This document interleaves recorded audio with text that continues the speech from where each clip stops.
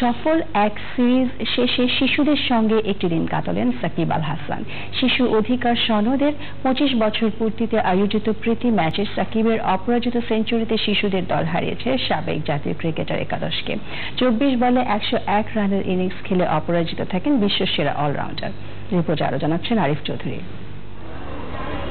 ইউনিসেফের শিশু অধিকার সনদের 25 বছর হয়েছে 20 নভেম্বর।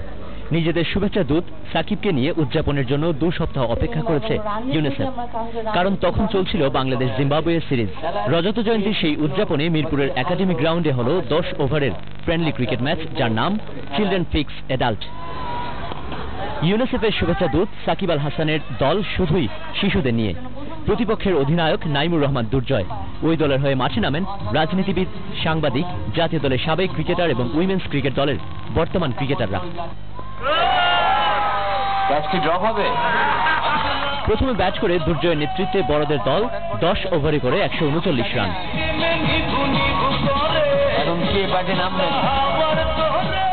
জিততে হলে সাকিবের দলকে 60 বলে করতে হবে 140। সেটি সম্ভব করেছে শিশুরা। তাদের জয়ের নায়ক সাকিব 24 বলে খেলছেন 101 রানের নট আউট ইনিংস। ইংল্যান্ডের 1999 সালে যখন বাংলাদেশ পাকিস্তান, বললাম যে ভাই কেমন আছেন, বললো আর কি, মানে এত খুশি আছে, মানে কি বলে বোঝাতে পারবো না। অনেক অনেক ভালো, বিউটিফুল। সাকিবের মতো বাংলাদেশে বেস্ট প্লেয়ার হয় না। আজকে আমরা যেটা শিখলাম যে সাকিবুল হাসান সম্ভবত বাংলাদেশ টিমে এসে যেভাবে খেলে, দেখা যাচ্ছে যে উনি আমাদের টিমটা জেতানোর জন্য ঠিক সেভাবেই খেলার চেষ্টা করেছে, বা সে ওইভাবে খেলেছে আর কি।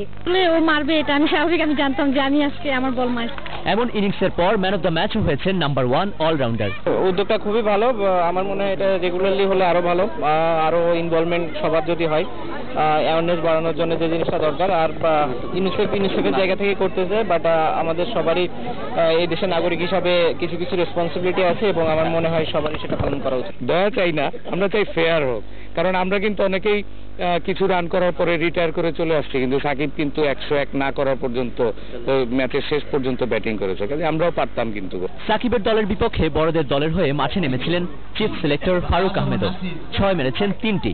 নিজের পারফরম্যান্স ভালোই, তবে দিন শেষে মনোযোগ নিজের কাজে। ফারুক কথা বলেছেন সামনের বিশ্বকাপ ক্রিকেটের বাংলাদেশ দল এবং প্রস্তুতি নিয়ে। দলে মনে করেন পার্টিকুলার একটা দুটো জায়গায় যদি আপনি দেখেন যে একের অধিক খেলোয়াড় আছে, তখন কিন্তু আপনার ওই জিনিসগুলো এসে যায়, ওই যে কন্ডিশনে খেলবো, ওই কন্ডিশনে কার টেকনিক ভালো কাজ করবে এবং কে ভালো করার সম্ভাবনা কার বেশি। ফেব্রুয়ারিতে শুরু হতে যাওয়া ওডিআই বিশ্বকাপ ক্রিকেট খেলতে 2 সপ্তাহ আগে দেশ ছাড়বে team Bangladesh. Arif Chowdhury, channel I, Dhaka.